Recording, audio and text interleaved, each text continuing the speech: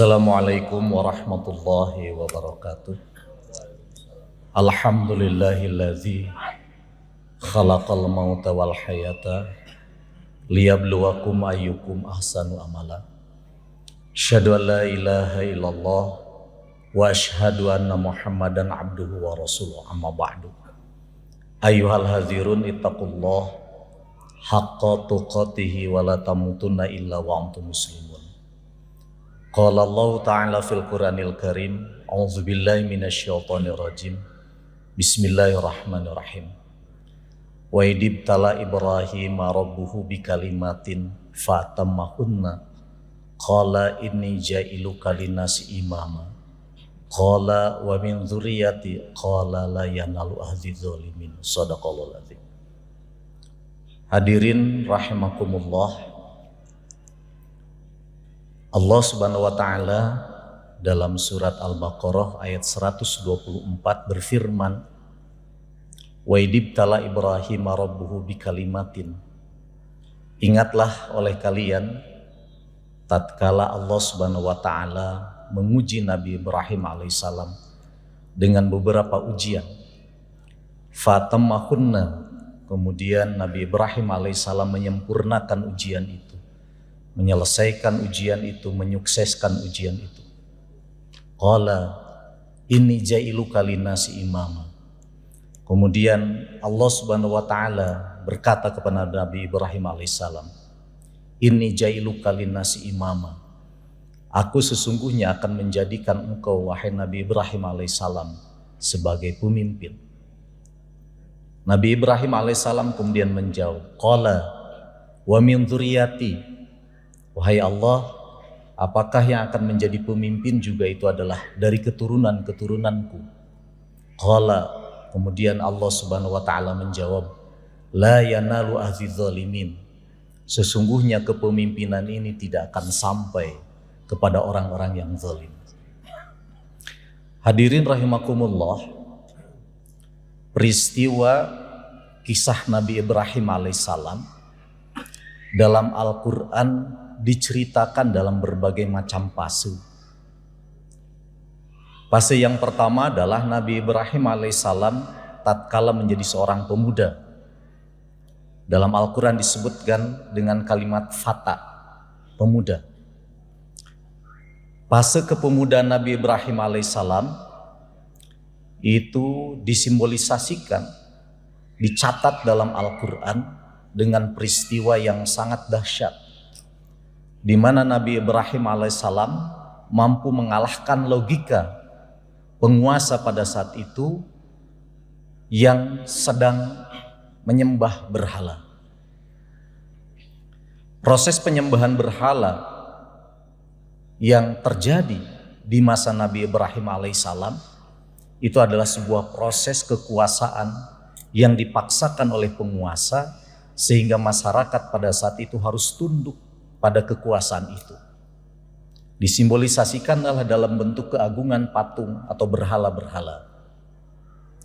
Nabi Ibrahim alaihissalam kemudian menghancurkan patung-patung itu dan meninggalkan kampak yang menghancurkan seluruh berhala-berhala itu, langsung disimpan di berhala yang terbesar.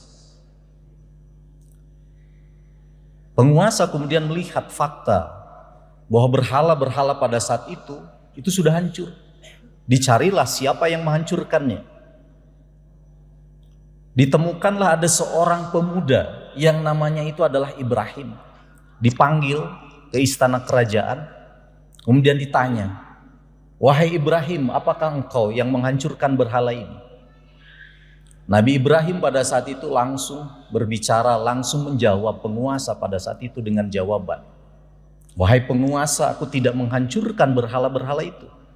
Tapi yang menghancurkan berhala itu adalah patung yang terbesar yang ada. Kemudian dalam Al-Quran disebut pabuhita. Penguasa pada saat itu kemudian terdiam karena tidak bisa menjawab. Apa yang dijawab oleh Nabi Ibrahim alaihissalam? Jika betul berhala-berhala ini memberikan manfaat, jika betul berhala-berhala ini memberikan madorot kepada engkau, tentu dia akan bisa menjawab kegelisahan yang sedang terjadi pada saat itu. Panjang dari cerita itu, Nabi Ibrahim alaihissalam kemudian tetap dijadikan sebagai tertuduh bahwa yang menghancurkan berhala itu adalah Nabi Ibrahim alaihissalam. Pelajaran yang bisa kita petik dari hikmah ini adalah bahwa untuk memahami, untuk mengimani siapa Allah Subhanahu wa taala, itu tidak hanya cukup dengan logika. Sebab jika memahami Allah dan merasakan kehadiran Allah dan menyadarkan diri manusia bahwa siapa sesungguhnya penguasa hanya didasarkan atas dasar logika, maka penguasa pada saat itu sudah tunduk pada logikanya. Tapi faktanya, penguasa pada saat zaman Nabi Ibrahim alaihissalam tidak tunduk dan mengikuti kekalahan logika. Ini menunjukkan bahwa sesungguhnya beriman kepada Allah tidak didasarkan atas dasar logika semata, tapi didasarkan atas dasar keyakinan yang ada dalam nurani kita dengan cara membuka diri, menerima kebenaran yang akan Allah berikan kepada setiap manusia. Kenapa penguasa pada saat itu tidak memiliki kemampuan untuk mengikuti apa yang dibicarakan oleh Nabi Ibrahim alaihissalam? Satu, dia merasa takabur, dia merasa sombong dengan dirinya karena dia merasa menjadi penguasa yang berkuasa pada dirinya, yang berkuasa pada keadaannya. Kalau kita tanya pada diri kita bukan penguasa. Kita tidak memiliki kewenangan dan kekuasaan dalam wilayah yang sangat besar. Tapi kalau kita jawab dalam diri kita secara jujur, maka setiap diri kita adalah pemimpin untuk diri kita. Setiap diri kita memiliki wilayah kekuasaan yang sangat luas yang Allah berikan pada diri kita. Malah tidak terbatas dengan wilayah kekuasaan negara. Di mana kekuasaan kita? Kekuasaan kita adalah kekuasaan yang mampu memiliki dan menguasai jiwa raga kita. Tanpa sadar. Kalau kita tanya dan telusuri nurani kita, betulkah kita menyadari bahwa yang menguasai diri kita bukan hawa nafsu, tapi yang menguasai diri kita adalah kesadaran bahwa kita diatur oleh Allah Subhanahu wa taala dan kita harus tunduk dan patuh pada kebenaran yang Allah berikan, yang Allah tiupkan pada nurani kita. Seringkali kita tidak sadar dengan hal ini. Bahkan kita tunduk dan patuh pada hawa nafsu kita, bukan pada nilai-nilai keikhlasan yang Allah berikan pada rasa yang terdalam yang ada dalam nurani kita, yang kemudian disebut dengan bisikan nurani kita. Bahkan mungkin secara nyata seringkali kita juga belum memiliki kemampuan untuk mengidentifikasi mana suara-suara hati kebenaran yang ada dalam diri kita. Kenapa kita tidak memiliki kemampuan untuk mendengarkan rasa suara hati dalam nurani kita? Karena seringkali kita terjebak pada 3 hal. Yang pertama, kita seringkali menyatakan sesuatu yang berpengaruh dalam kehidupan ini itu adalah sesuatu yang sangat besar. Siapa sesuatu yang sangat besar dalam kehidupan ini? Setiap manusia beda-beda. Tapi setiap manusia bakal mengalami sesuatu itu. Apa yang dianggap besar dalam kehidupan ini? Bisa saja setiap orang menganggap yang paling berpengaruh dalam nurani kita itu adalah harta. Manusia silau dengan harta benda. Ada juga manusia yang tidak silau dengan harta benda, tapi manusia silau dengan kedudukan. Manusia silau dengan kepangkatan. Akhirnya dari silaunya harta benda, silaunya kepangkatan, manusia hilang bisikan nurani terdalamnya, dan yang dia pikirkan adalah bagaimana mempertahankan harta, benda, jabatan, dan lain sebagainya. Tanpa sadar, nurani kita terkotori dengan benda-bendawi.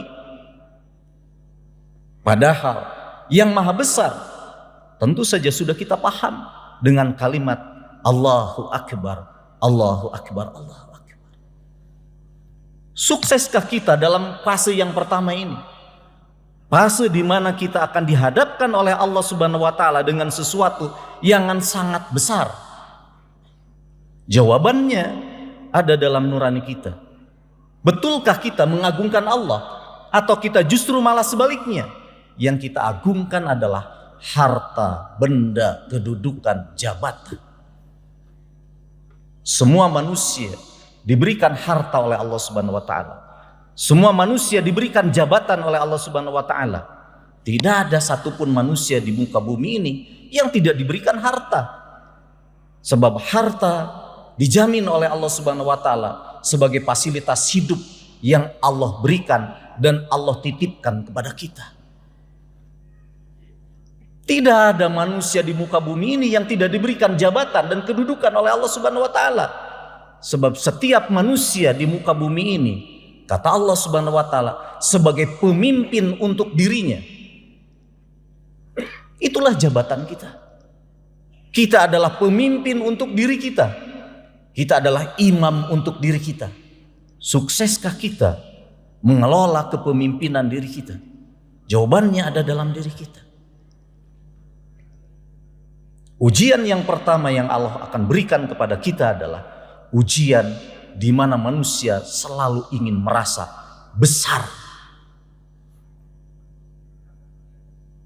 Ujian yang kedua yang Allah akan berikan kepada kita bukan hanya persoalan besarnya, tapi sesuatu yang bercahaya. Seringkali kita gelap mata dengan kehidupan ini, padahal hidup ini adalah hanya dalam bentuk fata morgana belaka.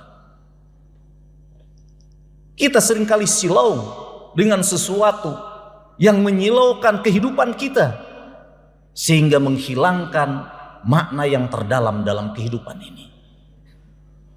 Tanpa sadar, efek dari harta, benda, jabatan itu berimplikasi terhadap silaunya sikap kita, silaunya perilaku kita, silaunya pikiran kita dengan fata morgana dalam kehidupan ini.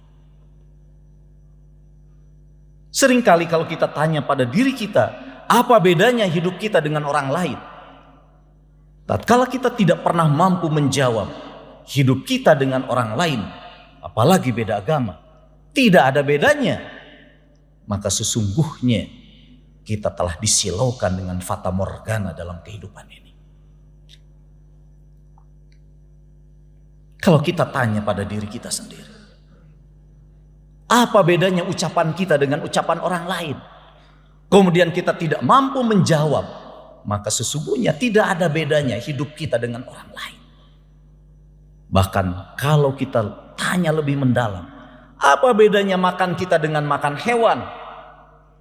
Kemudian tidak ada bedanya makan kita hanya mengisi perut kita. Tidak ada bedanya hewan juga makan, karena didasarkan atas dasar kebutuhan hidup belaka. Maka pada tema yang seperti ini berarti kita tidak pernah memiliki kemampuan untuk menjawab dari hakikat dari kebenaran itu. Manusia diuji pada komponen yang kedua dengan efek dari kebendaan, kemudian kita menjadi silau dengan efek kebendaan itu yang berimplikasi pada hidup penuh fata morgana. Ujian yang ketiga yang Allah akan berikan kepada kita itu adalah ujian sifat dari keabadian dari segala sesuatu. Kita diberikan harta oleh Allah, dititipi harta oleh Allah. Seringkali kita nyatakan harta itu tidak boleh berkurang sedikit pun dari kehidupan kita. Kedudukan yang Allah berikan kepada kita Nyatakan dalam diri kita kedudukan itu harus abadi. Tanpa sadar kita terus menghitung-hitung harta, terus mempertahankan kedudukan dan jabatan lain dan sebagainya. Itu hanya untuk menyatakan bahwa keabadian itu harus melekat dalam diri kita. Tatkala harta yang Allah titipkan kepada kita kemudian digeser oleh Allah Subhanahu wa taala, kemudian kita merasa bersedih dan menyatakan Allah sedang menghinakan kita. Tanpa sadar. Ujian ini adalah ujian yang Allah terus-menerus akan terus diujikan kepada kita. Bagaimana solusinya? Nabi Ibrahim alaihissalam berhasil keluar dari fata morgana itu, keluar dari kesilauan itu dengan kalimat, inni zahibun ilallah ila rabbi sayahdini. Ya Allah, aku akan menghadap kepada Engkau. Ya Allah, aku akan mendekat kepada Engkau. Dengan cara aku menghadap kepada Engkau, aku mendekat kepada Engkau, sayahdini, insya Allah Allah akan memberikan petunjuk kepadaku. Tanpa petunjuk dari Allah, kekuatan apapun yang ada dalam diri kita, kita tidak akan mampu menaklukkan seluruh ujian yang Allah akan ujikan kepada kita. Rumusnya dalam kehidupan ini adalah buka hati nurani kita untuk menerima hidayah dari Allah Subhanahu wa taala.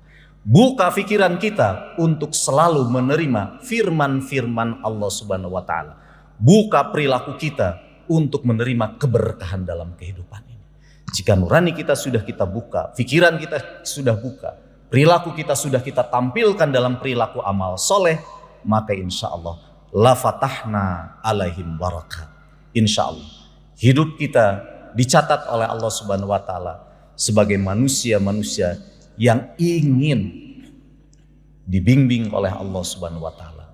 Kita dicatat oleh Allah Subhanahu wa taala sebagai manusia-manusia yang selalu konsisten dengan perilaku-perilaku yang berefek positif. Mudah-mudahan pertemuan kita pada hari ini mengundang rahmat Allah, mengundang keberkahan Allah, sehingga kita diberikan kemampuan oleh Allah Subhanahu wa taala untuk mengamalkan seluruh ajaran Allah Subhanahu wa taala, seluruh ajaran Rasulullah sallallahu alaihi wasallam. Amin ya Allah, amin ya rabbal alamin. Allahumma shalli wa sallim wa barik ala Muhammad wa ala ali Muhammad kama shallaita ala Ibrahim wa ala ali Ibrahim fil alamin innaka Hamidum Majid.